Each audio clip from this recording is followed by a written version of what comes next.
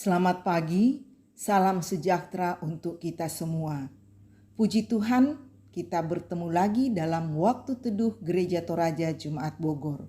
Diambil dari Renungan Harian Toraya, edisi hari Rabu 6 September 2023. Firman Tuhan pagi ini akan kita dengarkan dari Kitab Keluaran pasal 12 ayatnya yang pertama hingga ayatnya yang ke-11. Sebelum membaca dan merenungkan bersama firman Tuhan, mari memohon tuntunan Roh Kudus. Kita berdoa. Bapa kami yang di sorga, pagi ini kami mengucap syukur karena Tuhan masih mengaruniakan waktu untuk menjalani kehidupan ini. Tetapi sebelum kami memulai aktivitas kami hari ini, kami akan bersama-sama membaca dan merenungkan firman Tuhan. Oleh karena itu, mohon tuntunan Roh Kudus-Mu untuk menguasai hati dan pikiran kami, sehingga kami dapat memahami kebenaran firman-Mu seturut kehendak-Mu saja. Dalam nama Tuhan Yesus, kami berdoa dan mengucap syukur. Amin. Bacaan kita dari kitab Keluaran pasal 12 ayatnya yang pertama hingga ayatnya yang ke-11. Berfirmanlah Tuhan kepada Musa dan Harun di tanah Mesir. Bulan inilah akan menjadi permulaan segala bulan bagimu. Itu akan menjadi bulan pertama bagimu tiap-tiap tahun. Katakanlah kepada segenap jemaah Israel, pada tanggal 10 bulan ini diambillah oleh masing-masing seekor anak domba menurut kaum keluarga, seekor anak domba untuk tiap-tiap rumah tangga. Tetapi jika rumah tangga itu terlalu kecil jumlahnya untuk mengambil seekor anak domba, maka ia bersama-sama dengan tetangganya yang terdekat ke rumahnya haruslah mengambil seekor menurut jumlah jiwa. Tentang anak domba itu, kamu buatlah perkiraan menurut keperluan tiap-tiap orang. Anak dombamu itu harus jantan, tidak bercela, berumur setahun. Kamu boleh ambil domba atau kambing. Kamu harus mengurungnya sampai hari yang ke-14 bulan ini. Lalu seluruh jemaah Israel yang berkumpul harus menyembelihnya pada waktu senja. Kemudian dari darahnya haruslah diambil sedikit dan dibubuhkan pada kedua tiang pintu dan pada ambang atas pada rumah-rumah di mana orang memakannya. Dagingnya harus dimakan mereka pada malam itu juga. Yang dipanggang mereka harus makan dengan roti yang tidak beragi beserta sayur pahit. Janganlah kamu memakannya mentah atau direbus dalam air.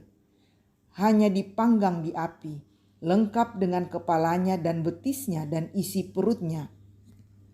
Janganlah kamu tinggalkan apa-apa dari daging itu sampai pagi. Apa yang tinggal sampai pagi, kamu bakarlah habis dengan api.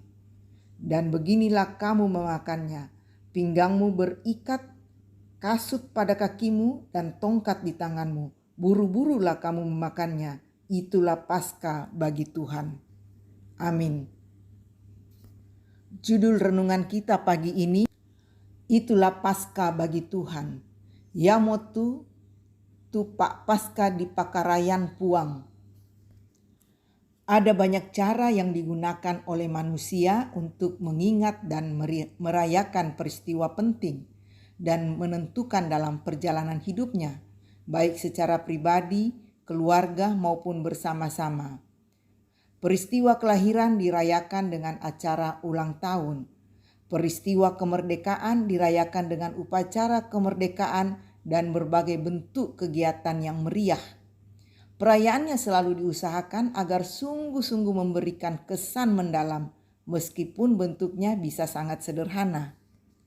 Percikan darah korban dan makan daging dengan roti tak beragi serta sayur pahit diperintahkan Allah sebagai bentuk dasar dari perayaan Paskah bagi umat Israel.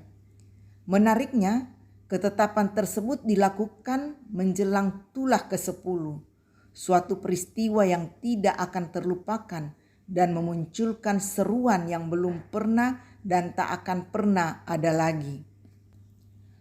Peristiwa pembebasan yang sangat dramatis itu tidak akan terlupakan, akan selalu membuat orang Israel mengingat dan merayakan perbuatan Allah yang besar, serta dengan kuasa yang dahsyat dan tak tertahankan.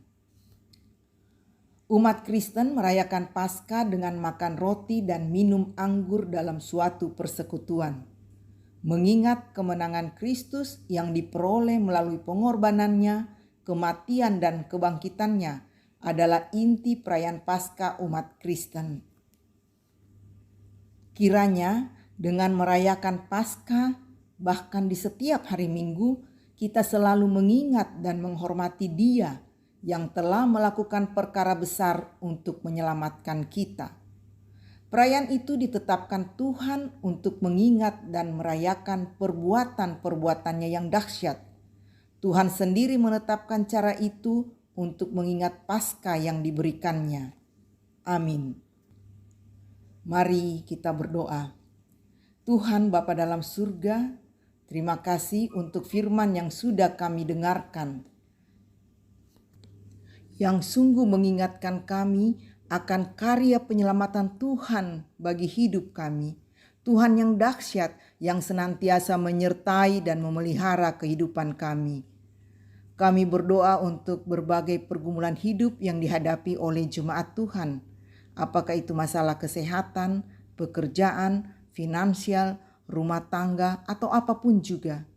Tuhan berikan kekuatan dan jalan keluar untuk setiap pergumulan jemaat-Mu. Dan biarlah melalui berbagai pergumulan tersebut, hubungan dengan Tuhan makin intim dan kami tidak mencari kekuatan dan perlindungan lain selain kepada Tuhan. Untuk jemaat yang bersuka cita karena berbagai alasan, Tuhan sempurnakan sukacita mereka dan segala ungkapan syukur dipanjatkan ke hadirat Tuhan. Pimpin kami sepanjang hari ini dan hari selanjutnya. Biarlah kami selalu melakukan hal yang menyenangkan hati Tuhan. Jauhkan dari kami melakukan hal yang tidak berkenan di hadirat-Mu. Dalam nama Tuhan Yesus kami berdoa dan mengucap syukur. Amin. Demikianlah waktu teduh pagi ini. Tuhan Yesus memberkati.